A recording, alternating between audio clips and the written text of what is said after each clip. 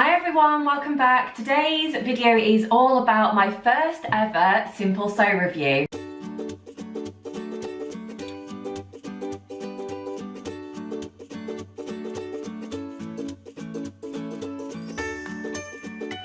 I'm really excited about today's video because I'm able to reveal to you what I've made for my first ever Simple Sew project review. So basically, I was invited to become a Simple Sew blogger, so I'm absolutely over the moon about that. I really like Simple Sew patterns and I've made a lot of them over the last few years just because I've wanted to make them really. So being invited to become one of their bloggers is absolutely amazing for me really. So I was able to choose from any of their patterns, so I wanted to go for something that I've not made before.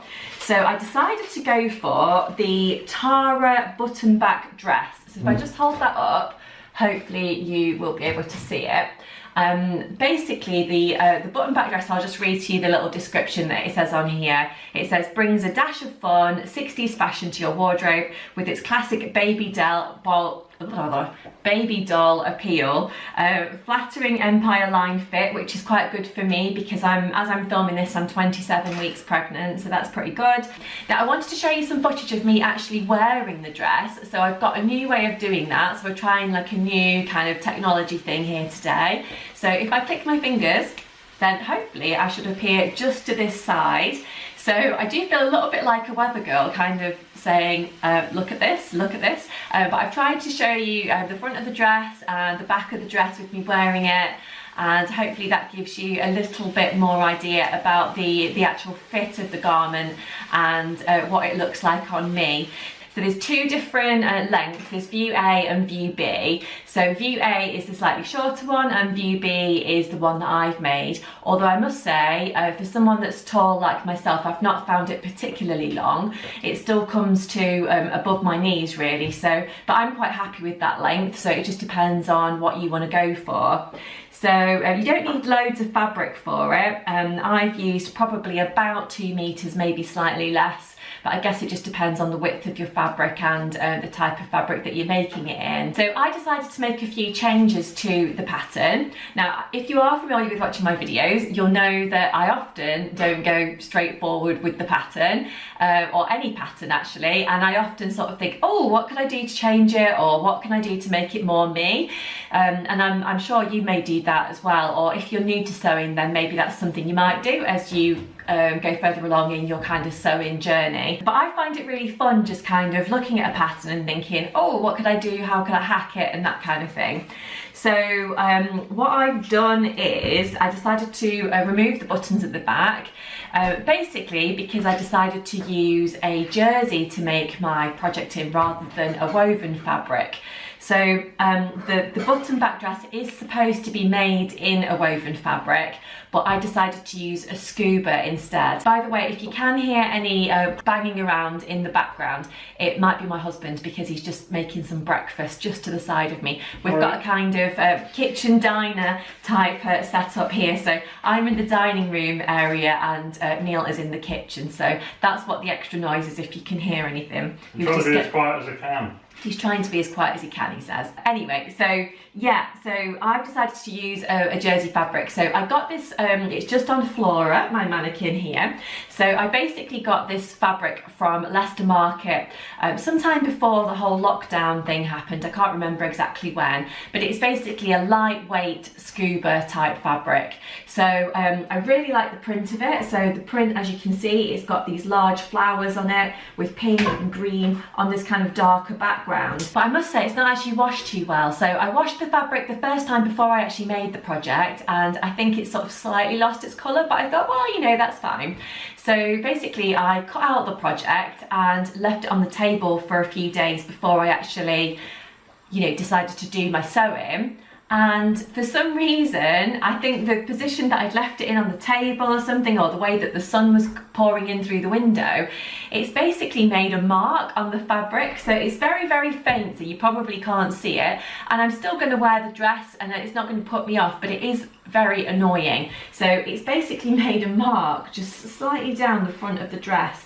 And I think it's just a sun bleaching basically from where it's been just sitting on the table in the sunshine. So So note to self for me in the future, I won't leave things sort of lying around where the sun can get to them like that. And then during the actual making process, I was sort of trying it on, taking it off, etc.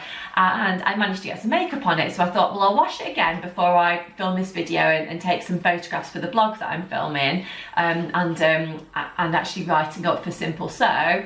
And it's faded again. So I don't know what's going to happen next time it actually goes into the washing machine. But like I say, you know, I am really pleased with the dress overall, and the fabric, it's just one of those things really. It was a cheap fabric I bought from the market, and you know, I think it's quite unusual really that fabrics, well for me anyway, seem to fade this much.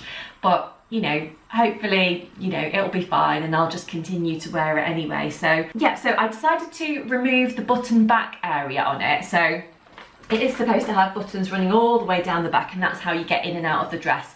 But because I am pregnant at the moment, and because I wanted my dress to be super comfortable, I decided that because I was using a stretch fabric rather than a woven, that I would just be able to put it on and off like over my head. I didn't really need a closure. I did kind of consider putting a little zip in there or something, but I thought, no, I really don't need it. Rather than using the cutting lines that are actually on the pattern, I basically used the centre back line instead, and then added on an extra 1.5 centimetres to the centre back seam, so that would be my sew line basically. But because I wasn't sure exactly what the fit was going to be like, I decided to baste together my project rather than actually sewing it properly in the beginning. So I made it partly on my overlocker and partly on my sewing machine. But that seemed to work quite well. I did end up taking quite a lot of fabric out of the back of the project, so I took at least 2 inches out of the back of the project, if not slightly more, and I think that was really just because I prefer things that are slightly more fitted rather than things that are you know, a little bit looser. So I did make it in a size 10, and then at the top, and then I kind of graded out to a size 12 at the bottom. The skirt is very flowy. There is quite a lot of movement in the skirt. You've basically got a pleated section at the front, and then the panels are actually flat at the back. There isn't any pleats in the back section at all. So I was a little bit worried that the back section was going to be slightly too fitted for me, and that's why I decided to grade out to the size 12, but I really didn't need to. And I think if I'd just made the straightforward size 10, it would have been absolutely fine. So if you are planning on making the Tara dress, then I guess just keep that in mind, and I would recommend just trying it on through the making process, just so that you know if it's something that you're gonna like sort of fit wise. Overall, I really enjoyed making this project, and I hope you've enjoyed learning about it today. I've actually made a matching headband for this dress as well, which you can probably see on me. So I've made it in the same jersey fabric, and I've used the Stitch Sisters tutorial to actually make my little headband. So I've been wearing quite a lot of headbands during the whole lockdown period, just because the roots on my hair are just absolutely terrible, and I can't wait to go to the hairdressers when they eventually open. So cross fingers that won't be too soon. But I hope you've enjoyed watching this video,